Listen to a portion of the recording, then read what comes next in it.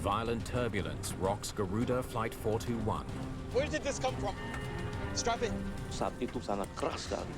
The shaking was so violent, I almost lost control of the plane. Tidak terkontrol saja. Terrified passengers just want the nightmare to end. I was scared, extremely scared. Instead, the white-knuckle ride gets much worse. Engine 1 flamed out. And engine 2 flamed out. You're in extreme dire circumstances when you have a dual engine flameout. The 56-ton jet is falling from the sky. Please forgive our sins. Let us have the strength to save our passengers. Karena waktu itu I felt that death was really upon us. mata. We were about to face our fate, Sebentar lagi kita semua mati. and so we prayed.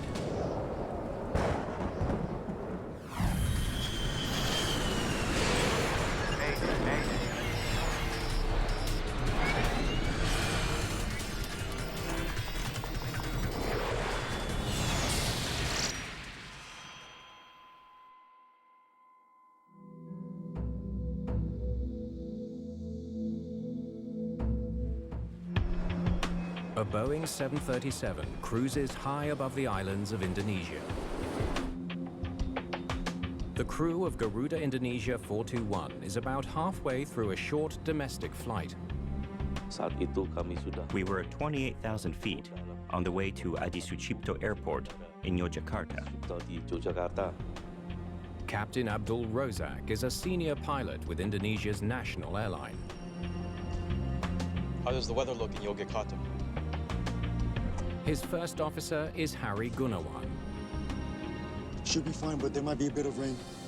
Dan terutama dengan I had flown several times with Harry Gunawan, so it was nothing new. We knew each other quite well. saya terbang bareng sama beliaunya.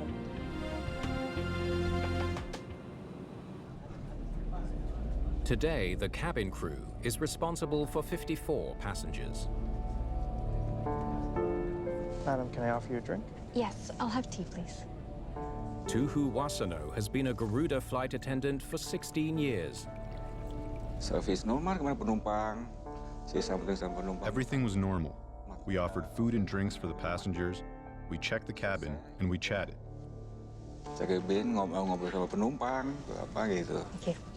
Suchi Suhayanti is a senior government official on her way to an important meeting. Saya suka terbang. Because of work, I fly often, and I have done so since the 70s. I really love flying. Saya harus sering terbang. The flight is a 60-minute trip from Mataram on the resort island of Lombok to Yogyakarta on the main island of Java. January is the rainy season, when the weather is unpredictable. Let's avoid that south. Say, heading 300. Control? Garuda 421, request heading 300 to avoid some weather up ahead. Garuda 421 confirmed, heading 300. Fly direct to Bravo Alpha NDB after clearing weather. Air traffic control authorizes a slight course correction to steer the plane around some looming clouds. Dan cuaca juga biasa. The weather was just like any other afternoon. There was no turbulence. We could see from the cabin that it was bright outside. It was very normal. Dari jendela kan kelihatan. But soon, more large storm clouds appear in their path. What do you think? Karena memang warna hijau adalah warna yang I could see the green, yellow, and red on the radar, and I knew that the safest route would be towards the green. Saya arahkan kan warna hijau. I think we just veer a little to the left into that green gap. Should be fine. The weather ahead could make for a bumpy ride. Prepare the cabin for a little turbulence. Hopefully it won't be too rough. Yes, Captain. As a precaution, the passengers are advised to fasten their seatbelts. Saya pikir ya biasa aja bahwa ini kan. I never thought it was something unusual. I've been asked to put my seatbelt on many times before. Nggak sampai barang-barang di atas jatuh itu nggak pernah. Seatbelts. Please get you to do your seatbelt. Garuda 421, request clearance to descent to flight level 190. Garuda 421, you are cleared to 190. The Garuda flight is now set to begin its approach, so controllers clear them to descend. But moments later, the weather is suddenly much worse.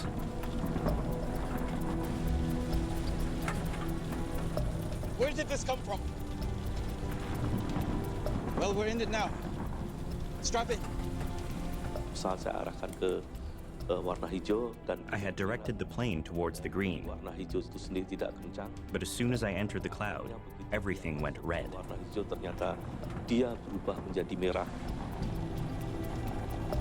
This was a massive supercell. It encompassed a large amount of area that the pilots were forced to navigate in. Saya sangat-sangat kaget sekali.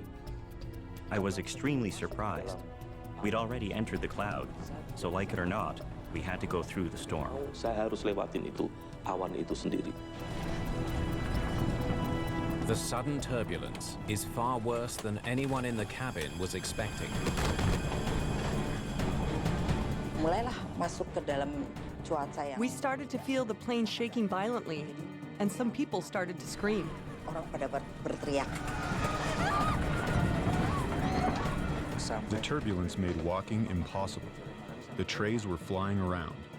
Jatuh, loh, gitu. Jadi satu saat nggak jalan. I was afraid I'd fall on someone. Takutnya jatuh ke orang lain atau apa gitu.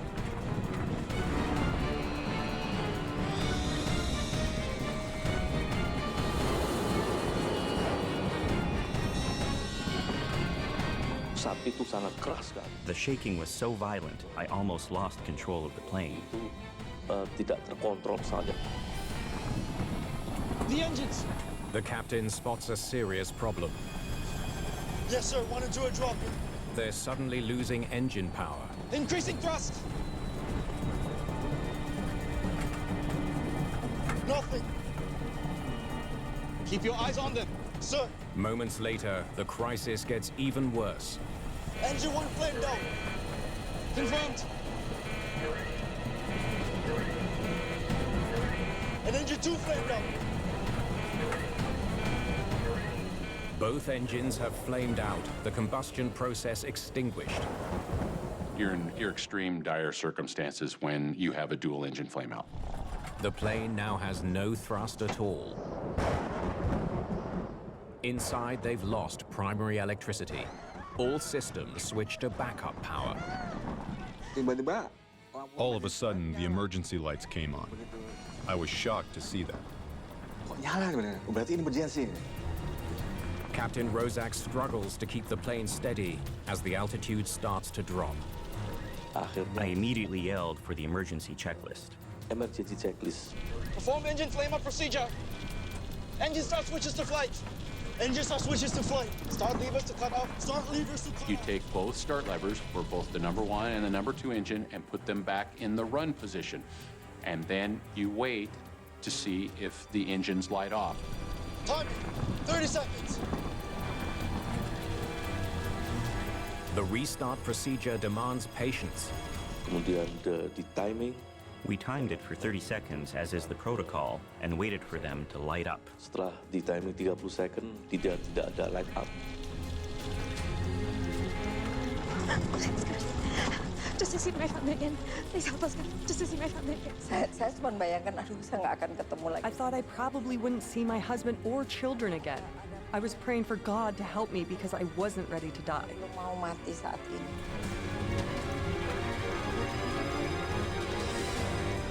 By now, the engines should have restarted, Relay failed. but both of them are still dead. Try it again. Okay, let's go. Engine start switches to flight. Engine start switches to flight. The plane is now dropping 1,000 feet every 15 seconds. That's an extreme emergency. Timing. 30 seconds. You have very little options, and immediate action is required.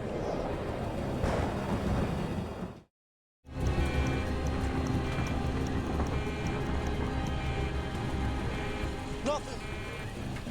For the second time, the Garuda pilots try and fail to restart their crippled engines. Now only minutes from hitting the ground, they're running out of options. Setelah mati semua, akhirnya After the engines wouldn't start a second time, I knew we still had our auxiliary power unit, the APU. Auxiliary Power Unit, APU. The APU is a jet fuel powered generator that provides electrical power for the aircraft. The APU may be their only hope. Start APU. Start APU. But as they try to start it,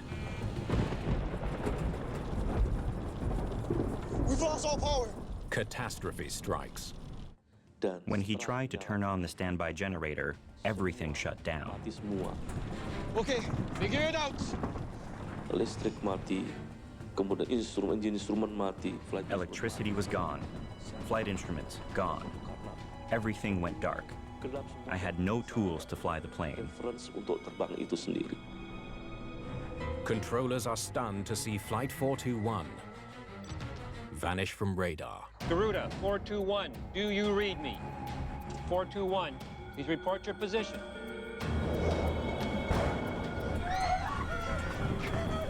Mayday, mayday, mayday. Garuda 421, mayday. Dan prosedur sudah kita We were still within the severe turbulence. We had tried everything in the book.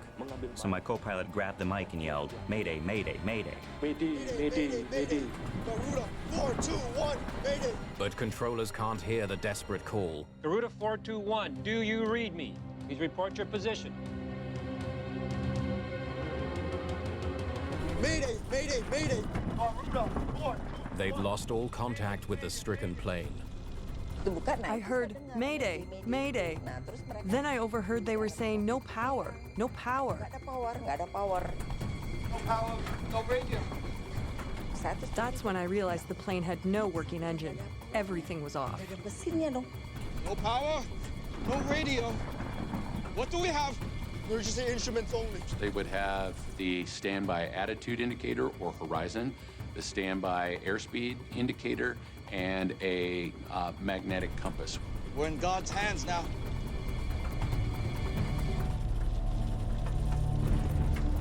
The pilots pray for help. Please forgive our sins and let us have the strength to save our passengers. Karena waktu itu kematian. I felt that death was really upon us. We were about to face our fate, and so we prayed. Maka waktu saya berdoa, Saya ya cuman ya Allah tolong kami. I was scared, extremely scared. I said some prayers. I asked God to help us. I prayed my last rites and begged for God's forgiveness. I kept praying and praying. That's all I could do. Aja terus. Cuman bisa itu aja. The 56-ton jet with no power is falling fast. But the pilots aren't giving up. Let's see if we can find ourselves an airport. The airplane would be gliding. It would be losing altitude, but the airplane continues to fly whether the engines are running or not. Confirm our optimal speed for drift down. Yes, sir. Jadi waktu itu saya tidak. I actually couldn't see the standby instruments. They were so small, so I had to rely on my co-pilot. Kemudian co-pilot hanya memonitor saya. Drift down airspeed, 212 knots. 212. Current speed, please. 235. You need to lose speed. It would be very challenging to try to land a 737 without power and without any type of assistance. At roughly 8,000 feet, Garuda Flight 421 finally escapes the storm. Okay, let's figure out where we are. But the captain's task still seems impossible. Landing a plane with no engines and no electronic guidance. Jadi saya tidak bisa melihat. I didn't even know where we were because my instruments were dead. Instrumennya sendiri sudah mati semua. We're near the Solo River, sir. Where's the airport? Quickly. We passed it, sir. The nearest airport is now behind them, and they're too low to circle back. They've missed their last chance for a controlled landing. We have to land somewhere.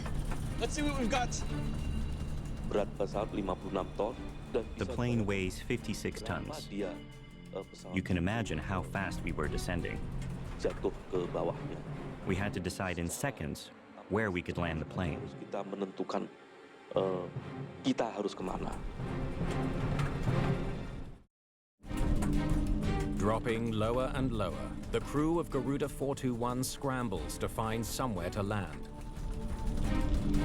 The right field, sir. Negative, too risky. Landing in the rice paddy could have cartwheeled the airplane. It could have made the airplane break in several pieces as well. With his plane falling fast and no other option in sight, Captain Rozak decides to do something few pilots have ever tried. Okay, the river then. It's our best chance. Yes, sir. Tell me what to do. No gear, no flaps. Watch my speed. The Solo River is narrow and twisting. Ditching a 737 on it won't be easy. Pertama adalah impact pertama pesawat itu. But I believe the plane would suffer less from the impact, Kita and we'd have a better chance of surviving. selamat, masih ada harapan. But there's another obstacle. Bridge! Can we go under it, sir? No. Ya, jembatan. I wanted to pass under the bridge, but I could make out that there were concrete pillars underneath it. 3,000 feet. Captain Rozak makes a split-second decision. Let's circle around and put it down over there. Turn with me. Turning. Looping back could give them a longer stretch of river to land on. But they're running out of time. In order to turn, the aircraft relies on its hydraulic system. And the hydraulics need engine power. A large amount of force is required without hydraulics. It would be the equivalent of trying to drive your car without power steering assistance. Bank angle, sir. Look! I see. Keep turning or we don't make the river. Turn hard! Begitu dia berbelok, dia teriak. My co-pilot shouted out because he felt the turn was too sharp. But I told him we have no choice. If we don't do this, we will not make it to the river. Tajam, kita tidak akan sampai di sungai itu. For the first time, I saw a river, a bridge, and rice fields. But I was confused. There was no runway.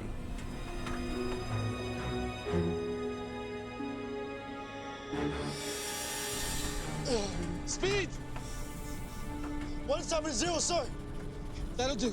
As they line up with the river, First Officer Gunawan notices another problem. There's another bridge. Altitude 250. Bridge can't be more than 80 feet. We're good. It turns out I had to land the plane between two bridges. 150. One in the cabin. Brace for landing. Brace for landing. Brace for landing. Brace for landing. Everyone, brace for landing. Okay. Here we go. 50. 40. Help us, God. 30. Brace! Jadi waktu itu saya memang From the beginning, I had left it all to God. I had no more fear. I had hopes that I could survive this and that the passengers would be saved too. juga selamat.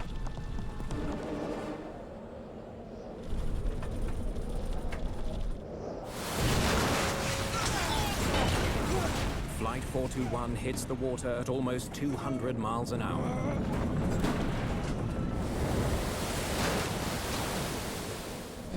You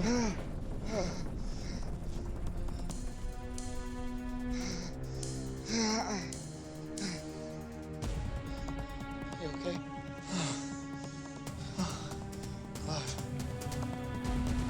The cabin of Flight 421 has been demolished.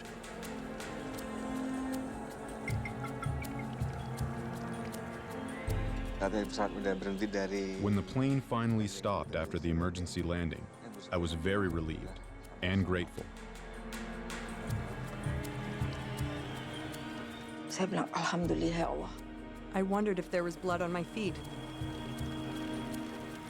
It turned out it was just water. I said, thank God I survived. Baru saya bilang Allahu Akbar, Alhamdulillah saya selamat.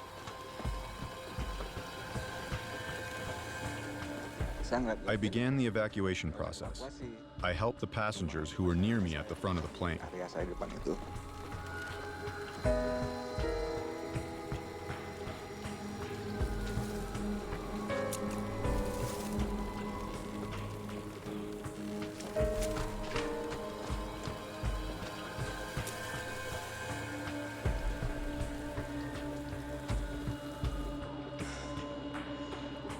Thank you, God. Let's check on the passengers. From the emergency exit, passengers can wade safely to shore. Cek semuanya sudah evakuasi. I was the last person to leave the plane. Keluar dari pesawat itu sendiri. Of the 60 passengers and crew on board, all but one make it out alive. I'm very surprised there was only one fatality. It's a sheer miracle that more people did not perish in the accident.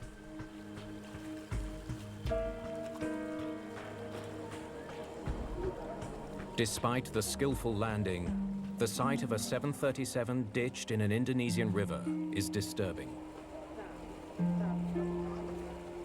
As crews remove wreckage from the Solo River, the nation looks for answers.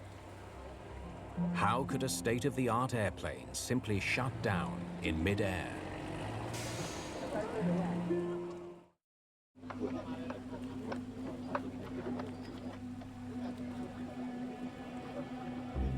The job of figuring out what brought down Garuda Flight 421 falls to a team of Indonesian investigators. Their first priority is to recover the plane's black boxes. It will reveal all the information we need, all of the engine behavior, all of the pilot communications. So we really need this black box. While they wait for word on the flight recorders, investigators speak to Captain Rozak. Thank you for coming, Captain. They want to learn more about the pilot behind this landing. Thank you. He has 14,000 hours of flying time, but getting here was not easy. Growing up poor, he sold vegetables in the streets of Jakarta. His family unable to afford school. My only chance for an education was to win a scholarship. There were thousands of people who applied to the National Flight School, and I was lucky enough to be one of the 56 students who graduated in my year. Captain Rozak quickly rose through the ranks at Garuda. I was extremely happy to join the biggest airline in Indonesia. It was a dream come true. So, can you tell me exactly what happened? I've never experienced an engine flameout before. I thought these engines could handle anything. My first big question is, what caused the engines flame out simultaneously? Why couldn't you relight them? We tried. Maybe they had a fault. Didn't make sense.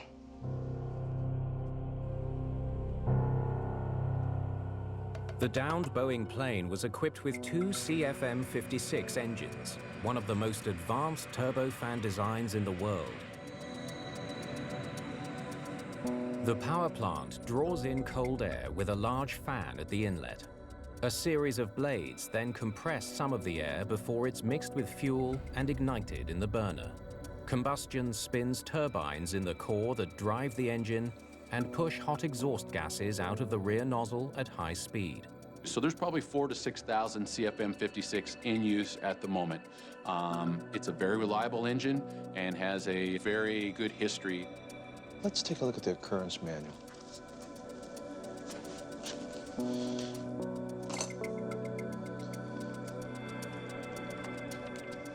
But as investigators learn, even the best engine isn't foolproof.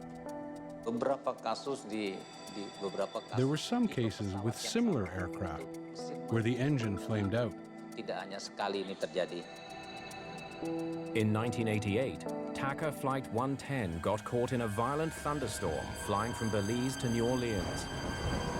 Both engines on the brand new 737 flamed out. The pilot managed to make an emergency landing on a grass-covered levee.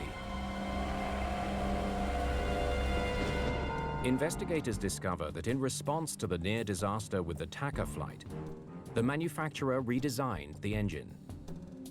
A new design changed the shape of the spinner and increased the distance between the fan motor and the splitter to better deflect moisture from the core. They found that the dome shape worked better for both ice and hail. So why did this redesigned engine now fail? See, it doesn't make any sense. I was surprised that the dual engine flameout occurred to the engine that has been modified for precipitation. Engineers run a series of tests on the two engines. They're looking for any defect that might explain the mid-air failure.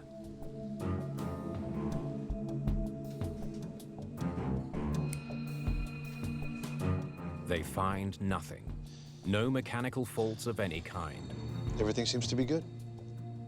My opinion was that the engine, including the modification, was working as it designed. So my question was, what caused the engine's flame out? At the crash site, a new development brings hope of finding some answers. Divers have recovered the aircraft's flight data recorder. Let's take a look at this. Investigators focus on the engine performance numbers. Now, check out the fuel flow right here. The data shows that when the plane entered the storm, fuel consumption shot up.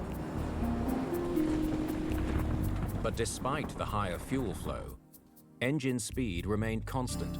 And yet, the engine rotation remains the same and does not increase. It tells investigators that the engines were working hard, battling against the heavy rainstorm. Fuel flow would go up because of the ingested water, because it increased air density.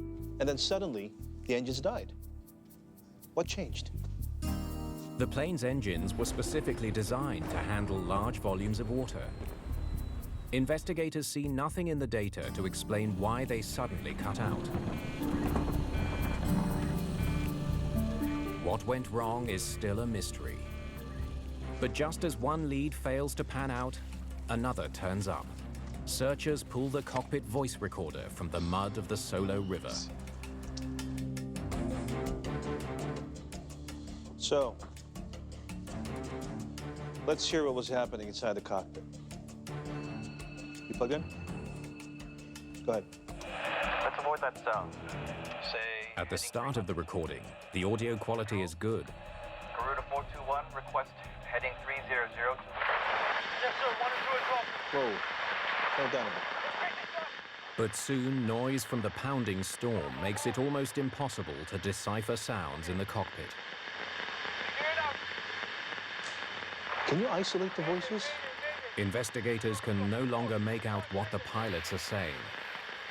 They were unable to filter the exterior noise out to listen to the conversation of the pilots because it was that severe. It was super, super loud. When we listen to the CVR, it's really hard to understand. Stop. Rewind.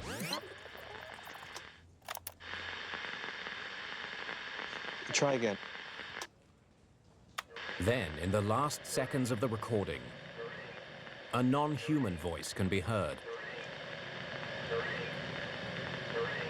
It's saying terrain.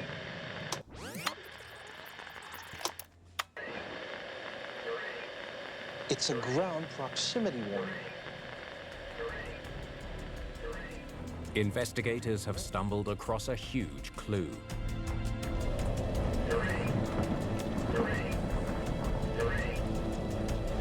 Terrain? No, not terrain. It can't be. At 18,000 feet, the onboard computer detected something solid below the plane. Something as solid as terrain. When I heard terrain, I was surprised. First, there was no terrain in the area. There's no amount of rain in the world can trigger that warning. What was happening? Indonesian investigators struggled to understand why a terrain warning sounded aboard Garuda 421 when the aircraft was still at 18,000 feet. Amid the wreckage, the plane's nose cone, or radome, provides a critical clue. Come see this for a sec. It was beat up pretty bad. It had almost looked like someone had gone out with a ball-peen hammer and took aggression out on the radome of the aircraft. Look at these. I'd never seen this before. There's only one thing this could be. Hail. It's now clear that the violent storm the crew encountered contained enough hail to damage the nose and to trigger the ground proximity warning. The hail was estimated to be the size of tennis balls, which is enormous and detrimental to the aircraft. Part of the engine's recent modifications had specifically to do with hail. The engine is designed to handle 10 grams per meter cubed, a fairly large amount of precipitation. Investigators wonder, did the massive storm throw more rain and hail than that at Flight 421's engines? They take the sound of the rain and hail hitting the Garuda cockpit at the moment the engines flamed out and compare it with cockpit recordings of other flights hit by severe storms. How do these numbers match up? The comparison shows that the Garuda flight flew into precipitation heavier than any storm ever recorded. The loudness of the storm, along with the engine's performance data, tells investigators how much rain and hail the 737 likely encountered. That's insane. And based off our tests, we conclude that the amount of ice was more than 18 grams per cubic meters. These engines were well in excess of the manufacturer's tested criteria. It was almost double the amount of precipitation, water, and hail ingested into the engine. Investigators have compiled convincing data on what caused the dual-engine flameout. But to be absolutely sure, they want to put their analysis to the test. Engines power on. Okay, let's add some water and ice. The NTSC wanted to determine how much water was actually ingested and if the engine would continue running. So they went and sprayed to the inlet of the engine the manufacturer's recommended amount, and the engine ran perfectly. Bringing it up now. They took the engine and increased the water flow into the inlet of the engine to what was calibrated that they had experienced during the flight.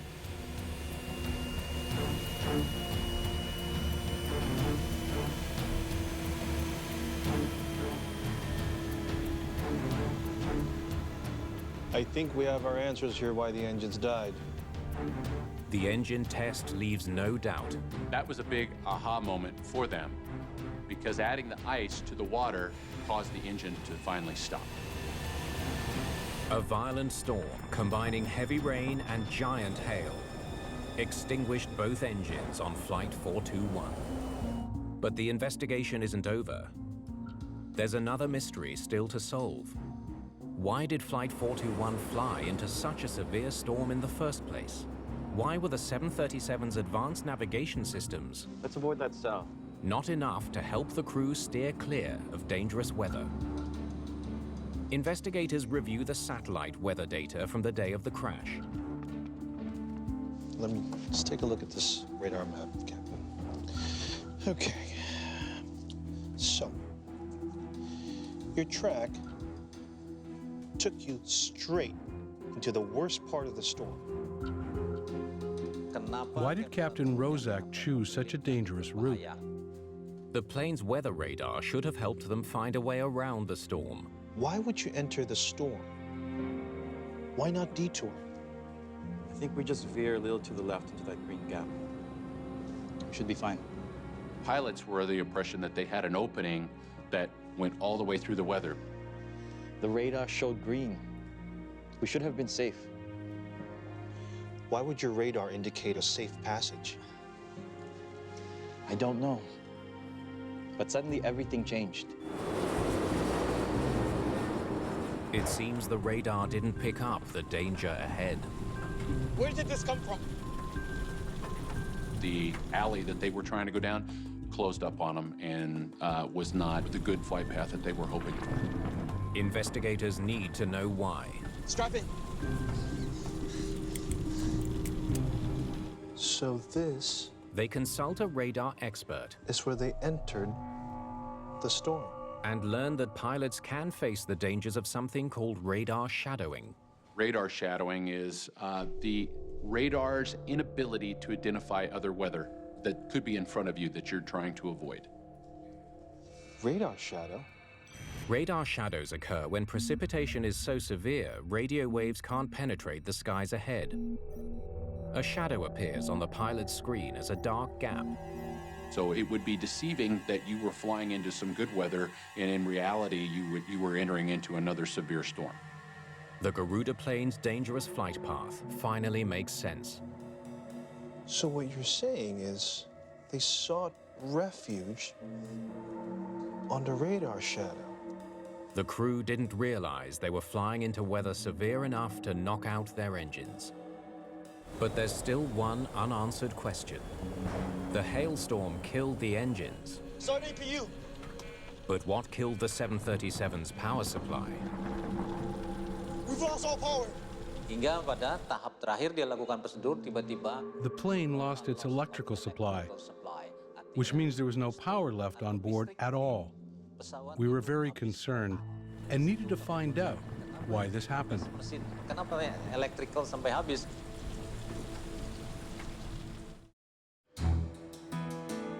Investigators know that Garuda Flight 421 somehow lost all electrical power. If they hadn't lost power, they could have restarted the engines once they were outside the storm. What happened? But they still don't understand how that happened. Thanks for coming, Captain. Please have a seat. Investigators hope Captain Rozak can remember some overlooked detail. I just have a few more questions. Now, take us through exactly what happened after the engines flamed out. As soon as the engines died, we followed the relay procedure. Engine start switches to flight. Engine start switches to flight. Start levers to cut off. Start levers to cut off. They followed procedure to the penny. Relay failed. When the engines didn't relight, they tried to start the auxiliary power unit to restore electricity to the entire plane. And then what happened? Disaster. Start APU. Start APU.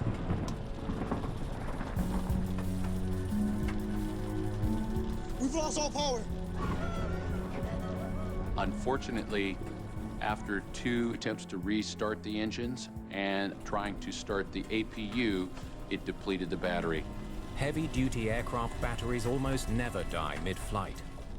So why did this one? The captain doesn't have the answer, but he does provide one very important clue. Is there anything else that you can remember? The battery voltage was low. 22 volts. Even before we initiated the restart sequence. It seemed odd, but we didn't have time to think about it. Pada saat saya menginterview Kapten Rozak, salah satu When I was interviewing Captain Rozak, adalah he mentioned the battery capacity was just 22 volts when he tried to revive the engines. upaya untuk menghidupkan mesin tadi. 22 is within the limit, but it's the lowest value. So it's considered to be weak. A fully charged battery in a 737 has 24 volts. Are you sure it's 22, not 24? 22 volts. I remember. Another 2 volts might have made the difference in getting the engine started or getting the APU started. 4 weeks after the crash, searchers pull what could be the last piece of the investigative puzzle from the Solo River.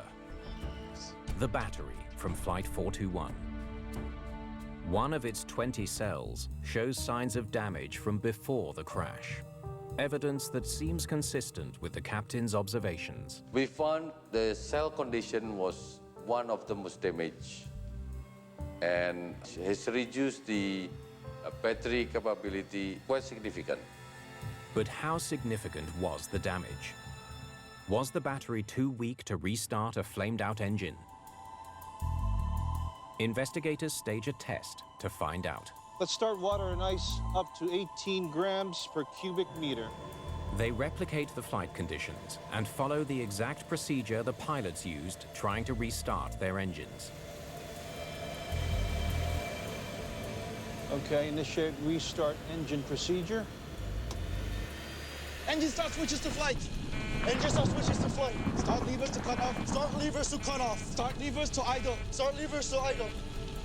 Time, 30 seconds. 28, 29, 30.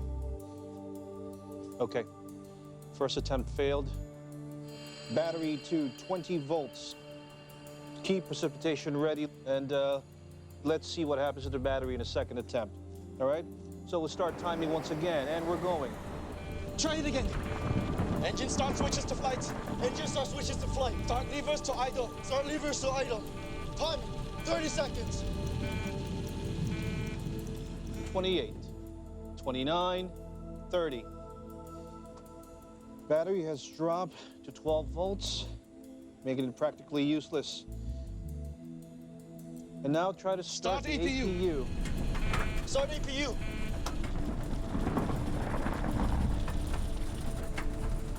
We've lost all power. They had no chance. The restart procedure completely drained their faulty battery. It was not capable to support the engine restart in emergency conditions. Finally, investigators understand all the contributing factors that knocked Flight 421 from the sky. I think we just veer a little to the left into that green gap. Should be fine. A shadow effect on the radar leads the crew to mistake the worst of the storm for a clear path. The storm hits them with hail so severe, the engines flame out. Perform engine flame-out procedure. Engine start switches to flight. Engine start switches to flight. Efforts to relight the engines drain valuable power from a damaged battery. Without power, with their plane dropping fast, far from any airport, it was only Captain Rozak's incredible airmanship that prevented a total disaster.